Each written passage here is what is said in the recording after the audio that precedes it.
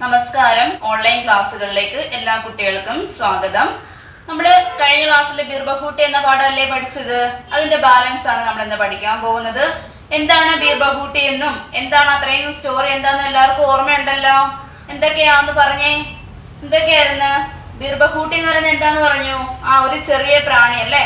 അതിന്റെ മലയാളം എന്താന്ന് നമ്മൾ പഠിച്ചത്? ഇന്ദ്രഗോപം.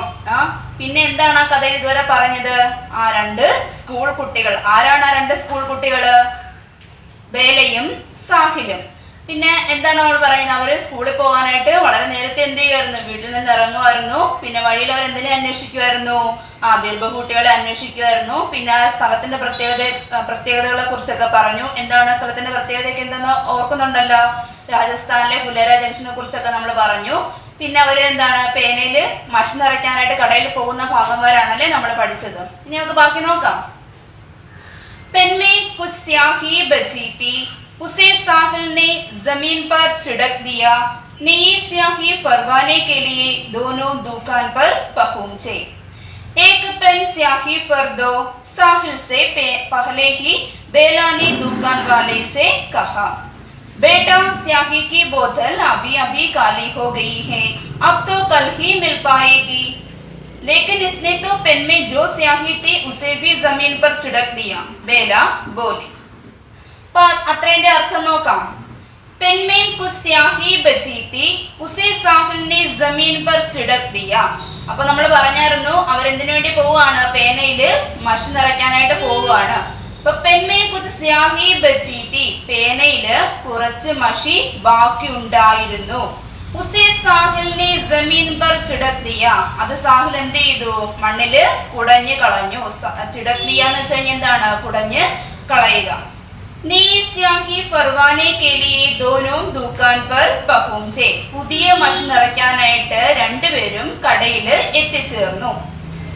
एक पेन स्याही फर दो, साहिल से पहले ही बेला ने दुकान वाले से कहा. ഒരു പേനയിൽ മഷി നിറച്ച് തരാണെന്ന് സാഹിലിനേക്കാളും മുമ്പേ ആര് പറഞ്ഞു? ബേല പറഞ്ഞു. കാരണം എന്തായിരിക്കും? സ്കൂളിൽ ബെല്ലടിച്ച് പെട്ടെന്ന് സ്കൂളിൽ എത്തണം അല്ലേ? അതുകൊണ്ടാണ് ബേല പെട്ടെന്ന് കയറിയെന്ന് പറഞ്ഞത്.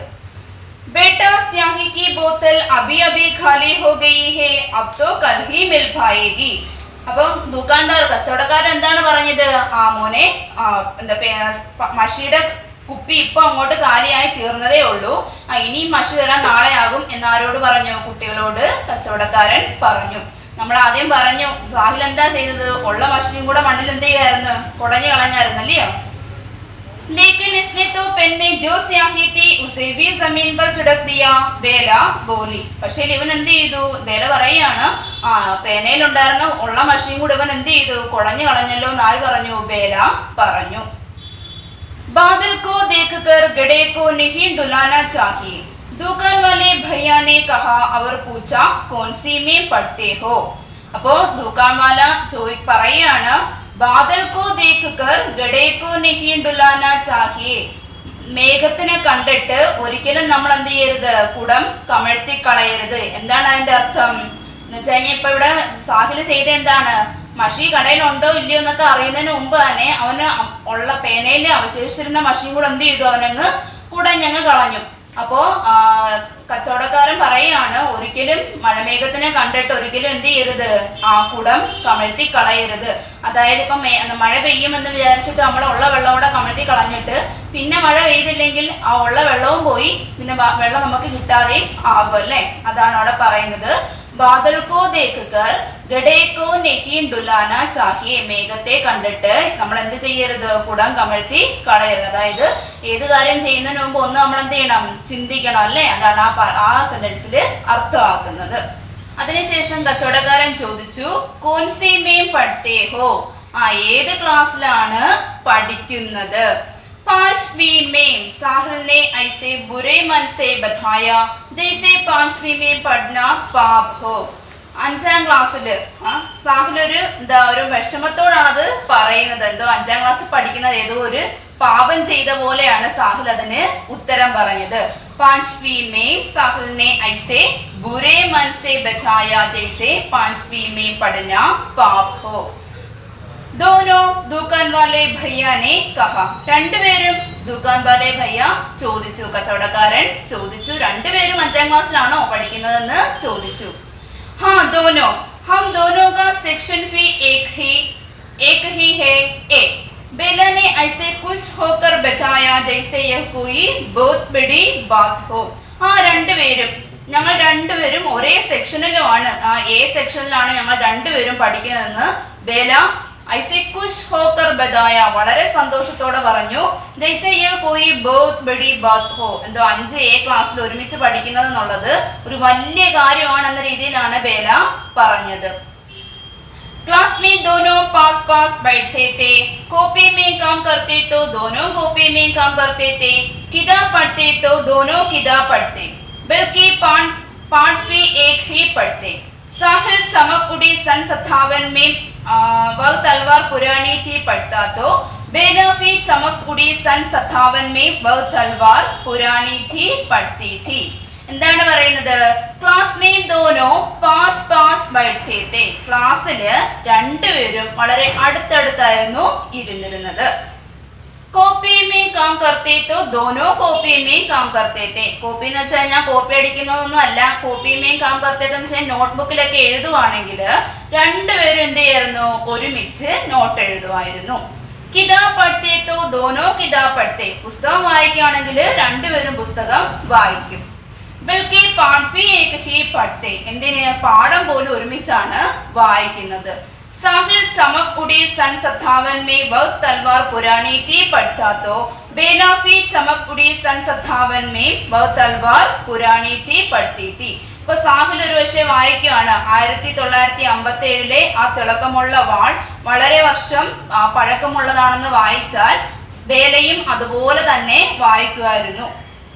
ബേല ഖൗതി ബഹൻജി പാനി പീനെ ചലേ ജാവൂം, ബേല പറയുകയാണ് ഇപ്പൊ സഹോദരി ഞാനൊന്ന് വെള്ളം കുടിക്കാൻ പൊക്കോട്ടെ എന്ന് ബേല ചോദിച്ചാൽ സാഹിൽ ഫി കൗത ബഹൻജി പാനി പീനെ ചലേ ജാവൂം, അപ്പൊ സാഹിലും ചോദിക്കും ബഹൻജി ഞാനും വെള്ളം കുടിക്കാനായിട്ട് പൊക്കോട്ടെ എന്ന് ആരും ചോദിക്കുമായിരുന്നു? സാഹിലും ചോദിക്കുമായിരുന്നു.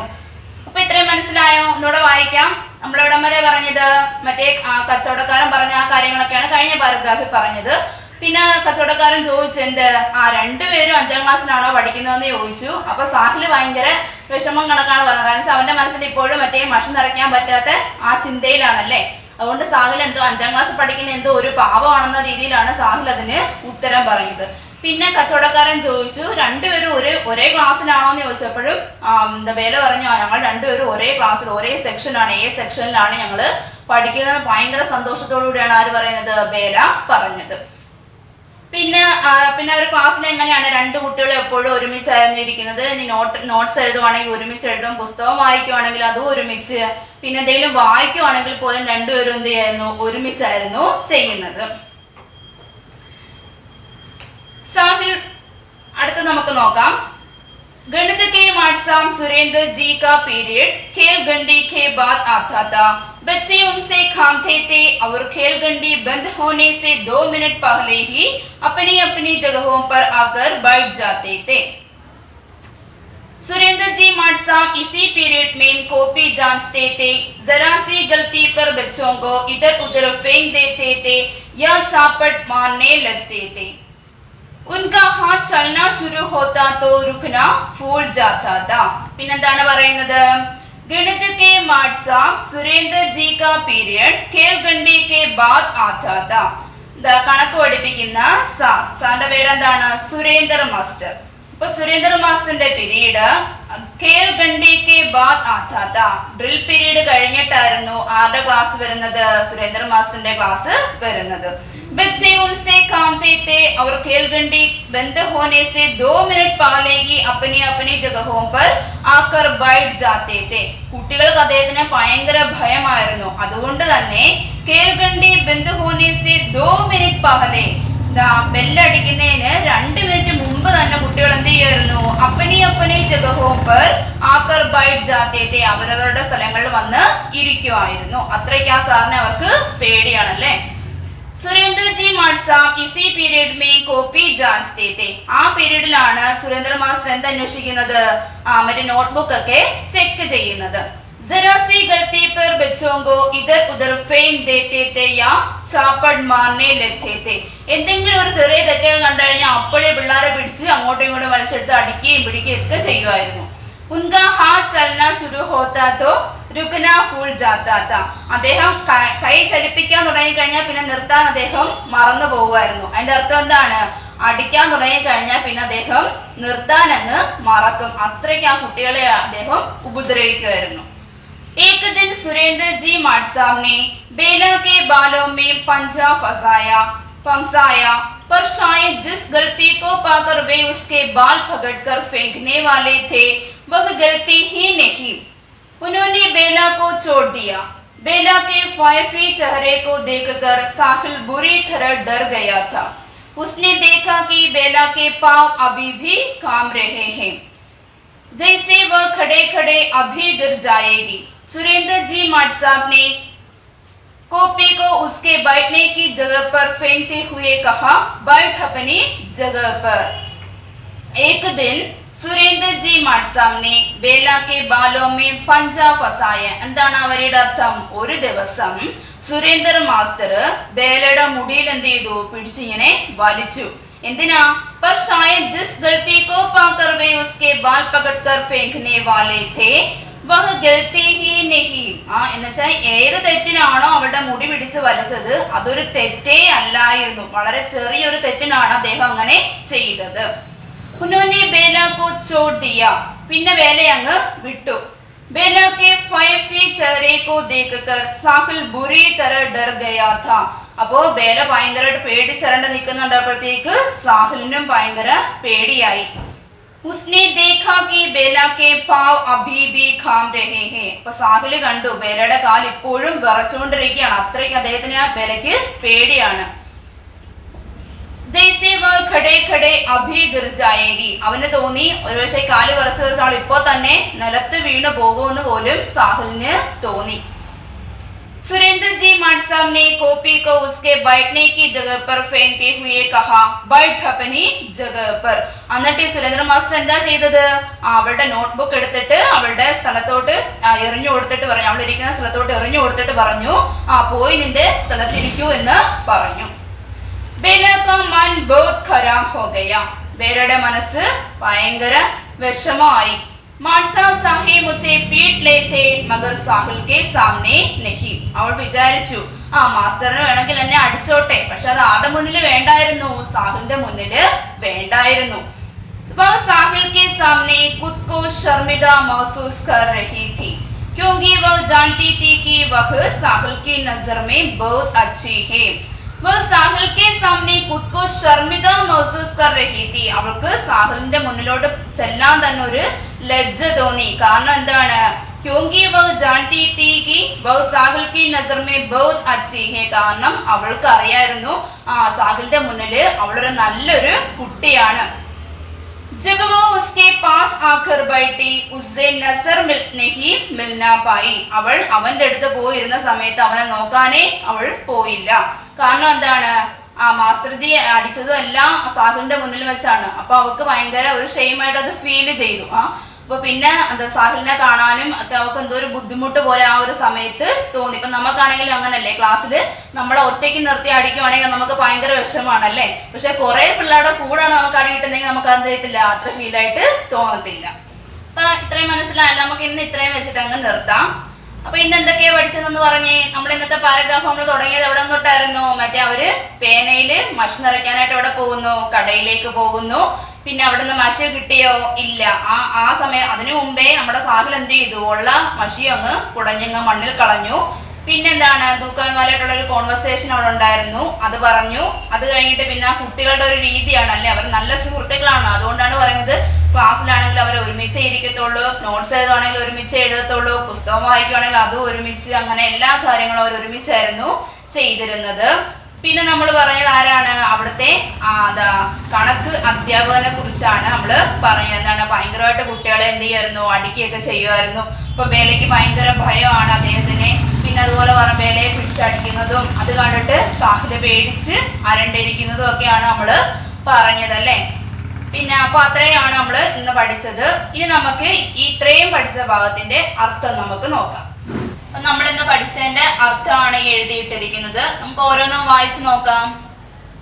ബോത്തൽ കുപ്പി, കുടം. ദുലാന ചരിക്കുക, തൽവാർ വാൾ, ഖേൽ ഗണ്ഡി ഡ്രിൽ പീരീഡ്, ജാഞ്ചന പരിശോധിക്കുക, ഫേങ്കിന എറിയുക, പീഠന അടിക്കുക, ശർമിത ലജ്ജിതനായ, മഹസൂസ് കർണ അനുഭവപ്പെടുക, നസർ കണ്ണ്. ഇത്രയും നോട്ട്ബുക്കിലോട്ട് എഴുതിയെടുക്കുക. നമുക്ക് ഇത്രയും മതി. അടുത്തത് നമുക്ക് അടുത്ത ക്ലാസ്സിൽ ബാക്കി പഠിക്കാം.